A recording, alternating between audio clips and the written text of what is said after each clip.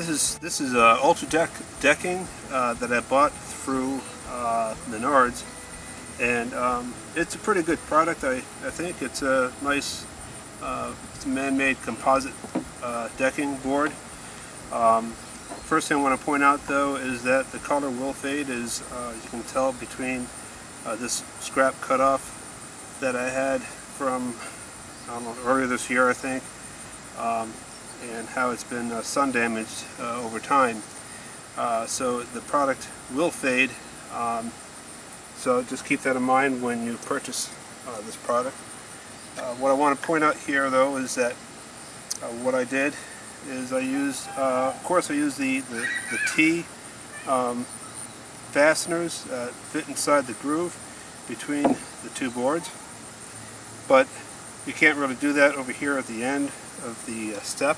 So I used a stainless steel screw that is countersunk into the board, and also I used a plug which I cut out of some of the scraps I had, and I glued a plug in there with polyurethane glue.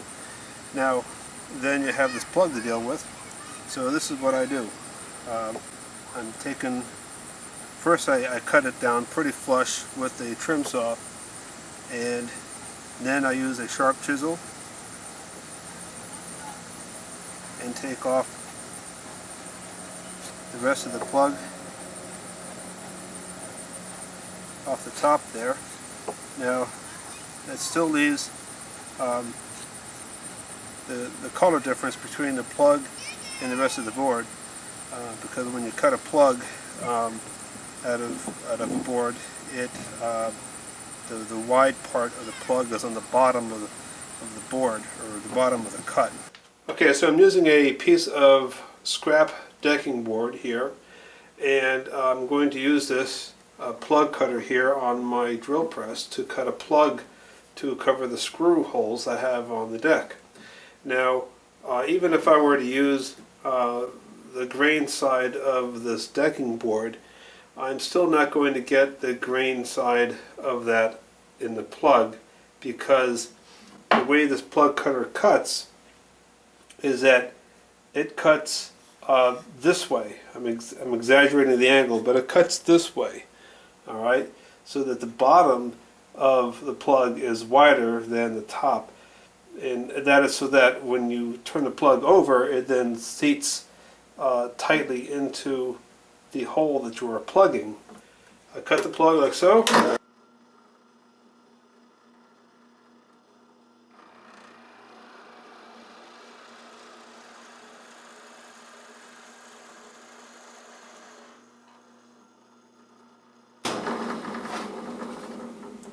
And you can make several of these out of a single piece of scrap like this.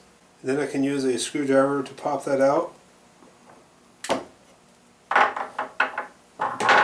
And then there's the plug. Okay? And that's going to go in the hole to cover the screw. Okay, the next thing I want to point out here is you can still see that there is a plug here. So what I do is I try to mimic this grain that's in the board, mimic the grain. I just take the edge of the chisel and I follow these grooves and make grooves through the head of the plug, so that the casual eye is less likely to pick up on the fact that there is a plug here. And as I pointed out before, this composite board does fade, so I'm expecting that over a season or two this will fade so that it looks very much the same, and maybe even blend in to where it's invisible. So that's the tip I have to offer for part of the process in installing composite boards. Hope you find it helpful.